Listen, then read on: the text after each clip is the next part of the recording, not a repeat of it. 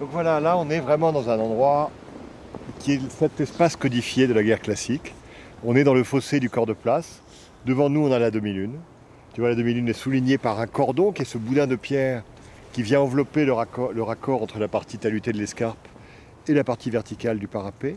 Et le grand fossé du corps de place avec le pont de pierre qui mène à la porte du corps de place, qui est vraiment un arc de triomphe traité de façon extrêmement grandiloquente, juste derrière le pavillon dont on voit l'horloge qui dépasse. Et donc quand les défenseurs refluent vers les places d'armes rentrantes, c'est-à-dire l'espace qui est juste ici, ensuite ils descendent au fossé par ces escaliers que tu vois là, qu'on appelle l'escalier pas de souris, parce qu'il lui manque les 5 dernières marches. Ce qui veut dire que les défenseurs descendent ces escaliers et il y a des marches de bois derrière, et ils enlèvent les marches de bois dans leur fuite, ce qui fait que les assaillants doivent sauter cette hauteur.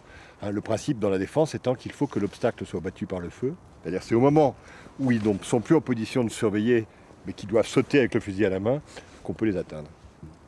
Et ensuite, donc, quand les défenseurs sont descendus, hop, ils font le tour de l'Orillon et ils rentrent dans le corps de place par la poterne qu'on vient de voir.